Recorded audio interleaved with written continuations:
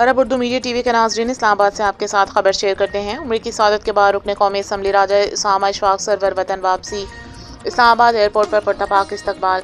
Colour سیدہ سے موصولہ اطلاعات کے مطابق پاکستان مسلم لیگ نون کے رکن قومی اسمبلی اور وفاقی پارلیمانی سیکرٹری دفاعی امور راجہ اسامہ اشفاق سرور امریکی سعادت حاصل کرنے کے بعد وطن واپس پہنچ گئے۔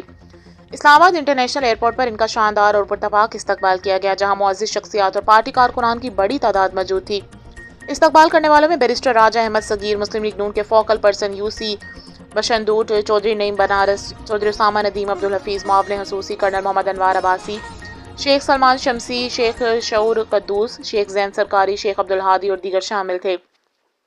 اس موقع پر شرکاء نے راجہ اسامہ اشفاق سرور کو امریکی سعادت حاصل کرنے پر دلی مبارکباد پیش کی اور نیک تمناؤں کا اظہار کیا۔ راجہ اسامہ اشفاق سرور نے اس موقع پر گفتگو کرتے ہوئے استقبال کے لیے آنے والے تمام دوست احباب، کارکنان اور ووٹرز کا شکریہ ادا کیا اور ان کی محبتوں کو اپنی زندگی کا قیمتی سرمایہ قرار دیا۔